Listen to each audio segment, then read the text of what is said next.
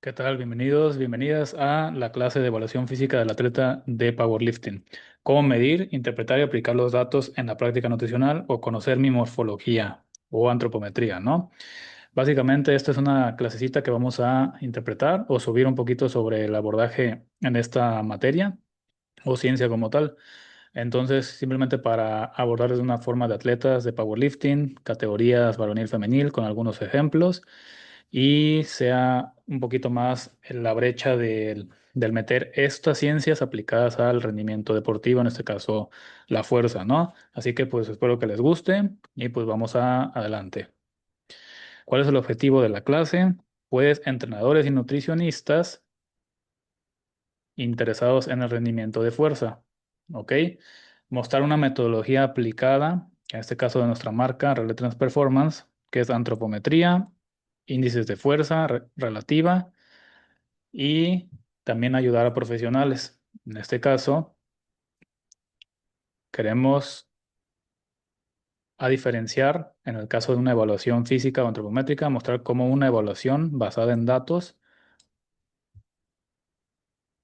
o no solo apariencia o peso, ¿no? Eleva la calidad de tus planes de entrenamiento o planes de nutrición.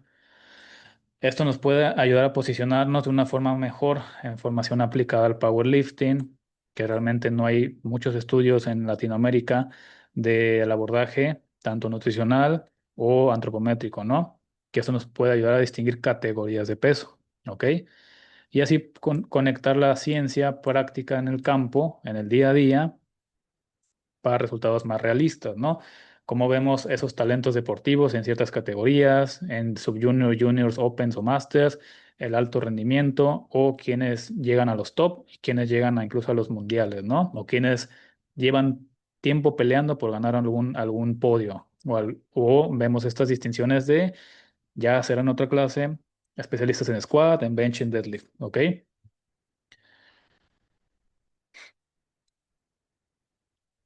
¿Cuál sería la introducción? Aquí vamos a hablar un poquito de la introducción de la clase. Permítame tantito que voy a cambiar esto. Ok. En este caso, pues estamos hablando de rendimiento deportivo.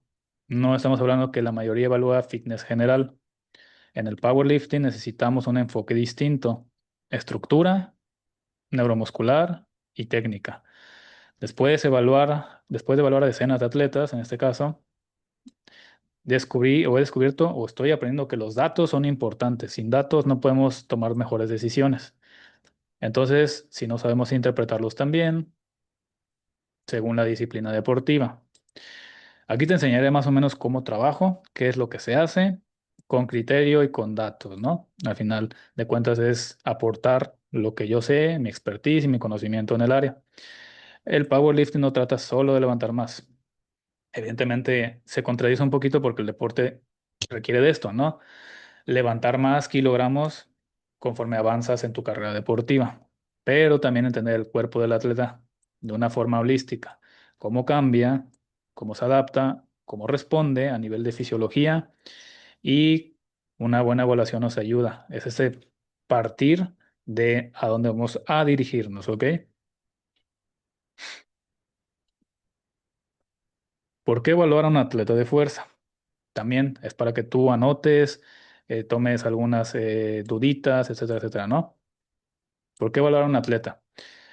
Si ustedes no están muy familiarizados con la antropometría, pues bueno, esto prácticamente lo que va a determinar son los límites estructurales, lo que es el esqueleto. Nosotros al tener un esqueleto va a ser determinante en nuestra masa muscular de forma natural y no es que seamos huesos anchos, huesos cortos o huesos pequeños como se le ha llegado a malinterpretar muchas veces, sino que nuestra masa esquelética va a determinar cuánto músculo puedo ganar de forma natural con los años de entrenamiento.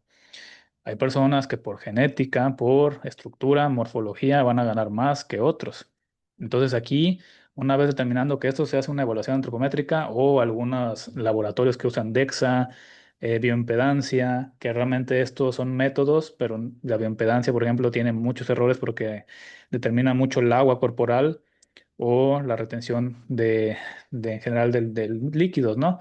Entonces, todo esto pues nos arroja datos imprecisos. Podemos usar la antropometría que es más accesible con un certificado o el DEXA, pero determina densidad mineral ósea y a veces no nos da los datos que queremos. También como profesionales tenemos que saber interpretar y saber qué vamos a usar. ¿Ok?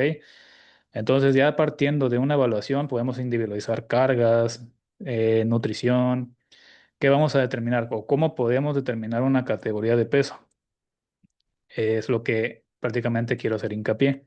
Una categoría, ¿cuál es mi categoría? Porque en el curso de Power, de nutrición y antropometría en Power, hablo más a profundidad de estos temas. ¿Cómo determino qué categoría va a ser mejor para mí a largo plazo? Esto va a determinar si yo sé con una evaluación antropométrica masa ósea, cuánto masa esquelética o masa ósea tengo, 8, 9, 10 kilos, y un índice musculoso. Esto básicamente se calcula. ¿Cómo se calcula? Normalmente vamos a hacer, si queremos calcular mi índice músculo óseo, conocido como IMO, por ejemplo, si yo tengo un 3.3 kilogramos, ¿no?, de índice músculo óseo y tengo una masa muscular de 25 kilogramos actualmente, esto es un ejemplo de una chica, y tengo una masa ósea, mi esqueleto pesa 9 kilogramos. Si sacamos cuentas, entonces tengo que dividir, permítanme, voy a usar calculadora, 25 entre 9, 2.7. ¿Ok? Eso es lo que sería calcular mi índice musculoso. Por cada kilogramo de masa ósea, por cada kilogramo de este mismo, actualmente voy a poder tener lo que es 2.7 kilogramos. 2.7 kilogramos de, de masa muscular, ¿no? Actualmente. Esto puede ir aumentando conforme yo aumente más masa muscular. Significa que tengo potencial. Y si yo tengo ese esqueleto, esa masa ósea de 9 kilogramos, que eso ya no va a cambiar, sobre todo gente que ya a nivel de densidad mineral ósea ya no va a crecer, ya está en su edad adulta o ya pasó la juventud. Entonces, por ende, en relación mujeres, esto es muy variable, ¿no? 3.5, 3.8, vamos a ponerle un rango 3.5, 3.6 a 4.2 kilogramos de masa muscular por cada kilo de hueso. Y en hombres puede ser hasta 4.8 hasta 5.4, ¿no? Dependiendo también. Entre más puede aumentar, a quién puede aumentar más, menos, ¿no? Al final son datos, pero que nos sirven para determinar. Siguiente, si nos vamos a la parte de longitud y extremidades, otra variante, otra variable que podemos calcular. Mi largo del húmero, mi largo del antebrazo, mi largo del fémur, mi anchura de hombros, mi anchura de caderas, todo eso para determinar pues cuánto peso puedo soportar y sobre todo qué tan favorable o desfavorable son mis palancas, ¿no? En el caso de cómo se le habla, ¿no? En el powerlifting. También podemos determinar con esto en una categoría de peso lo que es la masa grasa y la masa libre de grasa. La masa grasa, los kilogramos de grasa corporal en el cuerpo, quitando al lado el tejido adiposo, que es el total, y la masa libre de grasa, que ya son órganos tejidos, pero quitamos eso y nos queda la masa muscular. Y genética o epigenética, ¿no? Que son estas partes de, pues, genes heredados por nuestros padres, etnias, y con esto vamos a determinar también una categoría. Todo esto podemos influirlo como individualización en cargas de entrenamiento y nutrición para poder determinar una categoría afín que va a ser a largo plazo, ¿no? Que nos va a ayudar. También tenemos la parte de genética. En este caso, mis genes van a determinar modificaciones epigenéticas. Y esto modula a nivel de nutrición o entrenamiento una mejora del rendimiento, ¿no? Todo persona responde, hay más respondedores o menos respondedores, todos vamos a responder a una modificación epigenética de lo que ya traemos de fábrica y va a hacernos mejorar, ganar masa muscular, ganar fuerza, ¿no? El caso del ejercicio, lo mismo. El mismo ejercicio hace estas modificaciones epigenéticas que tiene efectos moleculares. Y esos efectos moleculares dan como resultado lo que es la mejora del rendimiento, la mejora de la fuerza en este caso, ¿no? Entonces, al final de cuentas, todo esto está interrelacionado. ¿Ok? Ya tomando todo esto en cuenta de por qué evaluar a un atleta de fuerza, pasamos a lo siguiente. ¿Qué atributos físicos son importantes? En este caso, la etnia, la herencia del entorno. Todo esto importa en el aspecto de cómo voy a desempeñar o desde cuándo practico deporte, dónde, cuáles han sido me han inculcado esos hábitos, ¿no? Y cómo empiezo a desarrollarme como un deportista. En el caso del powerlifting es igual, que no es lo mismo empezar a tus 12 años, 14 años, a empezar a los 25, 30 o 40 años, ¿verdad?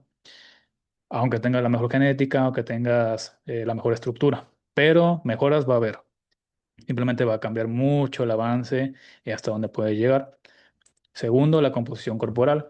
Vamos a ver tanto hombres y mujeres composiciones corporales muy diferentes. Atletas categorías más ligeras, más magros, atletas que no deberían estar muy bajos de categoría, pueden estar en una categoría intermedia. Aquí tenemos ejemplos de categorías ligeras o intermedias y segmentos y compartimentos. Toda esta parte que se ve en antropometría, que es la parte del esqueleto, desde la altura, las mediciones de circunferencias, ancho de hombro y caderas, ancho de húmero, ancho de antebrazos, ancho de caderas, ancho de fémur, todas estas determinantes, las tibias, la masa muscular, todos estos compartimentos o esos atributos físicos va a determinar hasta dónde puedo estar y qué categoría me conviene a largo plazo. Ahora, ¿qué componentes de la evaluación podemos considerar? Existen algunos como acromialiaco, el crural, el intermembranal y el braquial, ¿no? Hay otros, pero me enfoqué en estos, que considero los más importantes para el caso del powerlifting. El índice acromialiaco, ¿qué busca? ¿Cómo se saca? Pues básicamente es la medida, la anchura de mis hombros con la diferencia de la anchura de mis caderas, ¿no? Saca la relación entre más anchos son mis hombros y más estrecha es mi cadera, voy a tener ese cuerpo de V-shape, ¿no? De más men's physique, que tengo, relativamente tengo esta forma de Dorito. Normalmente son los que son fuertes en bench press, ¿ok? Índice crural, longitud de la tibia con longitud del fémur. Un fémur más corto va a ser muy bueno en squat, su rango de recorrido es más corto. Alguien con una tibia más larga normalmente tiene buena estabilidad en la parte del peso muerto y puede ser bueno en peso en convencional. Normalmente hay excepciones a la regla, pero en este caso, lo que es el índice crural nos da ese determinante favorece esto, favorece esta parte biomecánica, no antropométrica. El braquial, que es la relación entre longitud de mi brazo y de antebrazo y mi brazo. Entre un brazo más pequeño, un número más corto y sobre todo un diámetro más ancho, voy a tener más masa muscular en el tríceps, voy a poder tener un bench press más pesado, más fuerte por ese empuje, esa ayuda a nivel muscular. Y un antebrazo largo me ayuda en peso muerto. Definitivamente me ayuda en peso muerto. Sobre todo el recorrido es más corto, más o menos lo que tengo tibias cortas.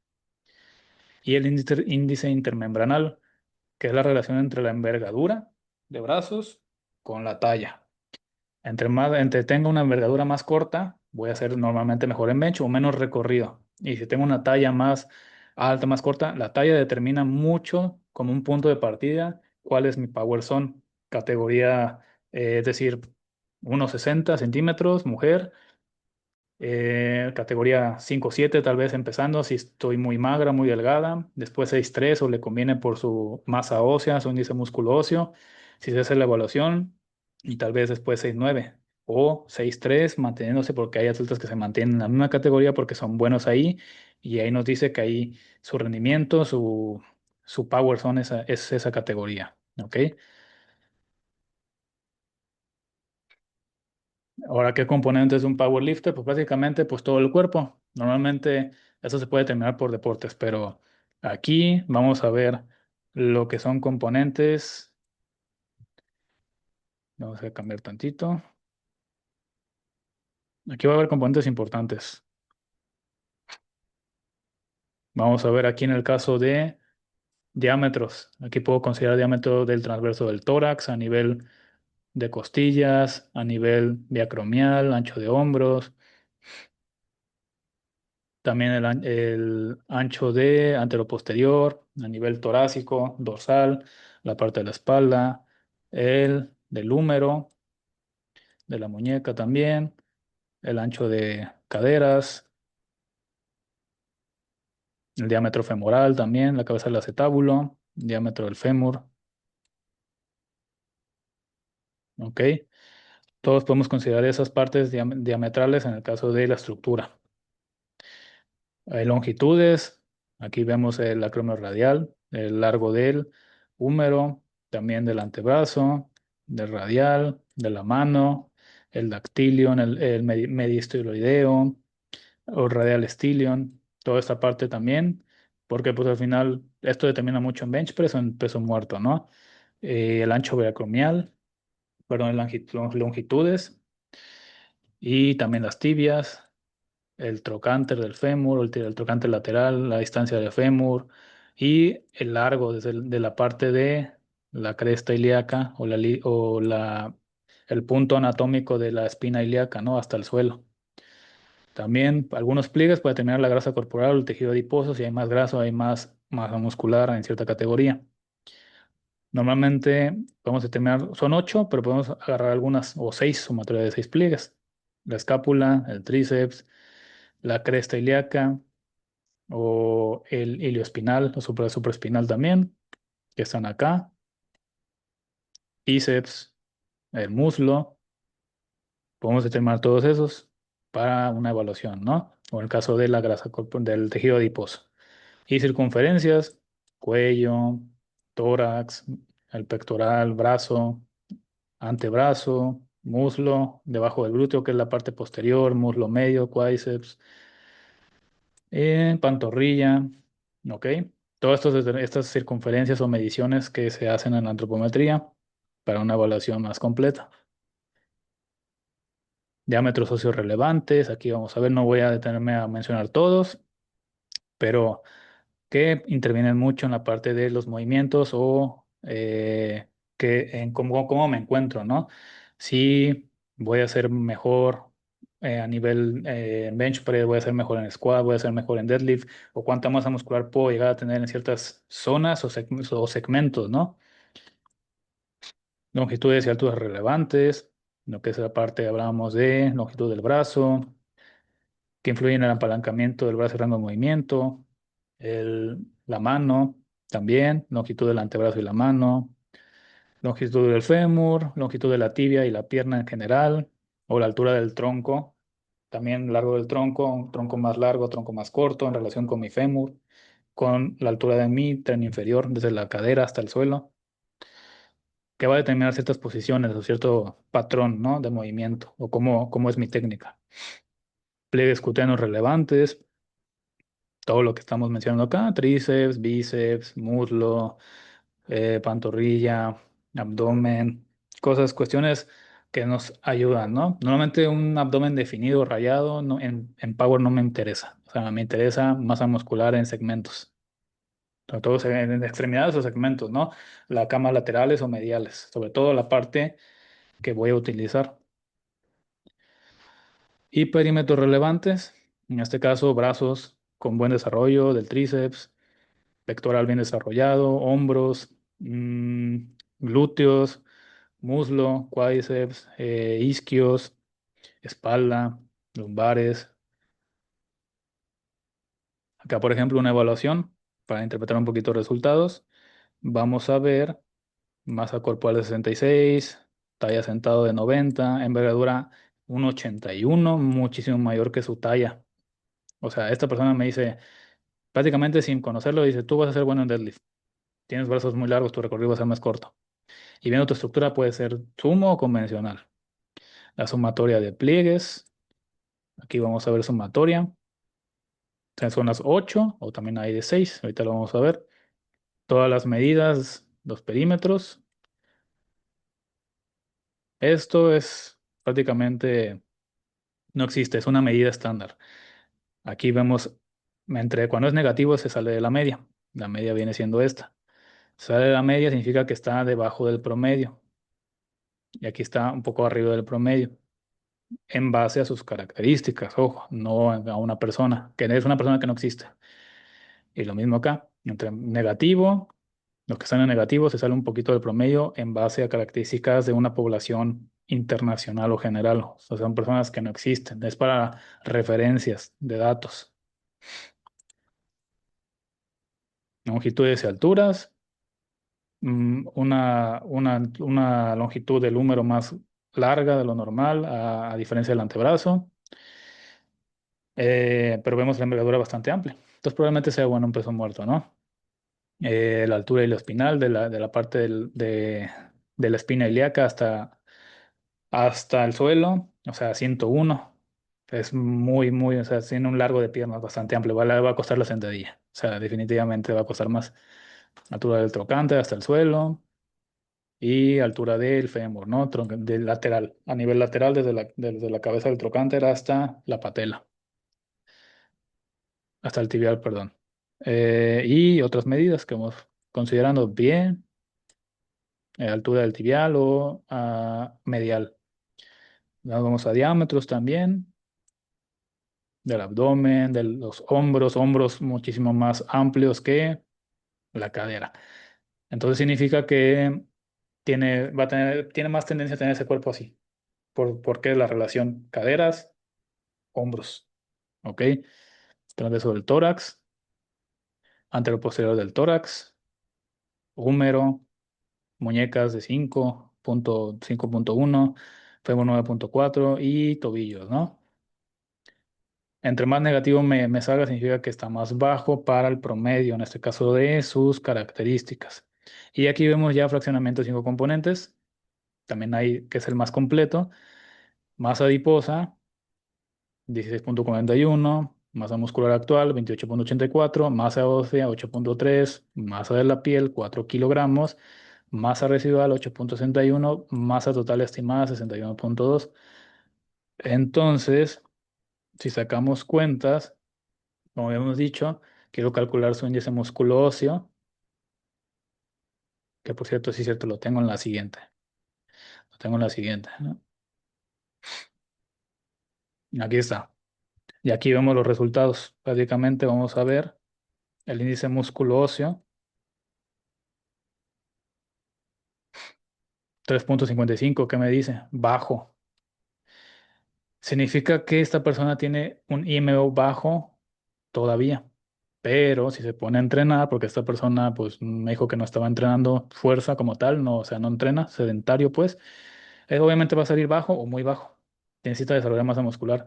Y este valor se cambia. El índice musculoso, conforme empieza a ver el entrenamiento, empieza a cambiar.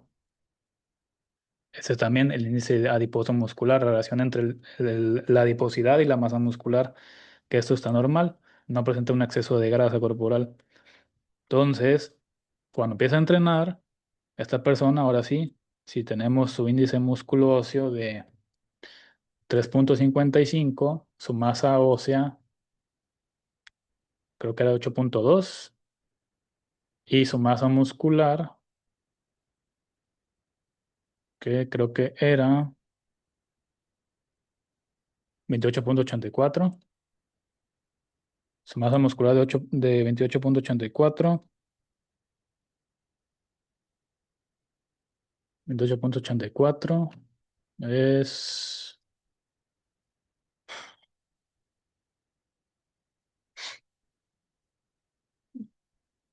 tu índice músculo óseo y su masa ósea. Si esa persona empieza a entrenar, después su índice músculo óseo va a subir. Entonces, si esa persona pasa de 28.84, aumenta a 35 kilogramos, sacamos la cuenta, 35 sobre, dijimos, la masa ósea, perdón, 35 por 8.2, ok, son 28.1, ok, 84. 28.84 por 8.2, que es 35. Si aumenta 35 kilogramos de masa muscular con entrenamiento sobre 8.2, me daría 4.2, 4.26,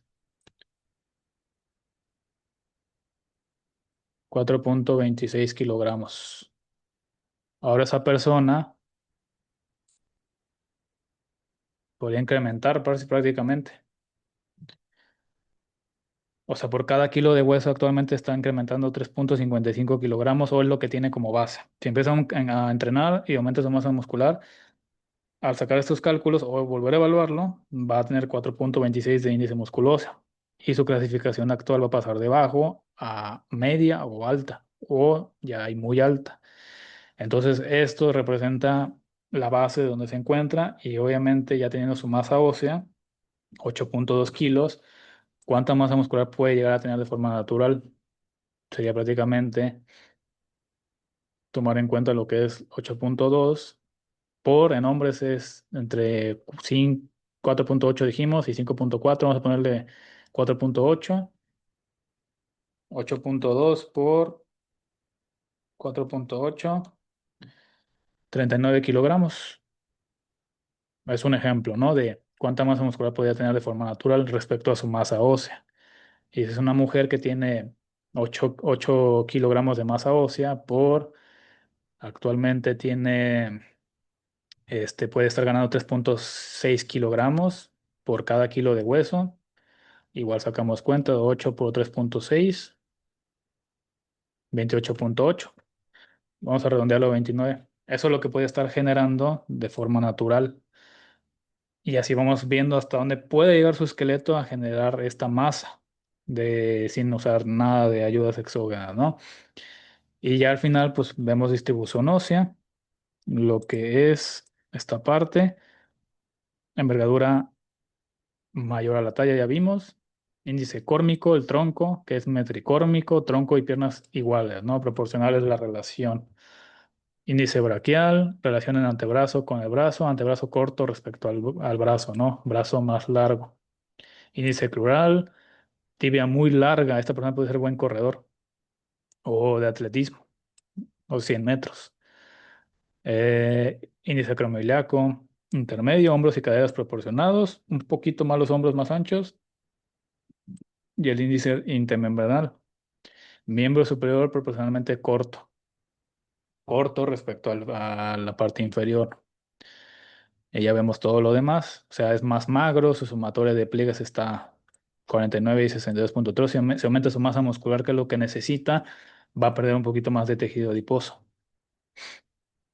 Esa persona no necesita perder grasa, necesita aumentar masa muscular. Y ya vemos su clasificación actual, lo que es cómo se encuentra actualmente en el somatotipo, dónde se encuentra y si aumenta su masa muscular, puede empezar a pasarse para acá, porque predomina mucho su ectomorfia, 3.9, o sea, está magro, magro, poco músculo, no tiene suficiente, y sobre todo si quiere entrar a un deporte que depende de la masa, que es el powerlifting, ¿no? Sí, un poquito de grasa porque también es parte de, pero lo que quiero que se entienda es eso, que teniendo todos estos valores, ¿cómo podemos saber dónde estoy, qué puedo hacer con mi cuerpo, qué me falta y a dónde me puedo mover? ¿A dónde, qué categoría, dónde estoy ahorita, qué edad tengo? Me pongo a comer porque me falta comer y ganar masa muscular. Los kilos vendrán después. Estoy pasado de peso, me falta perder tejido adiposo, me falta mejorar mi composición corporal. Me olvido un poquito del power, me pongo a mejorar mi estética, mejorar esa base. ¿Ok? Pero bueno, eso sería todo. Espero que les haya gustado la clasecita. Así que pues, si les gustó, comenten.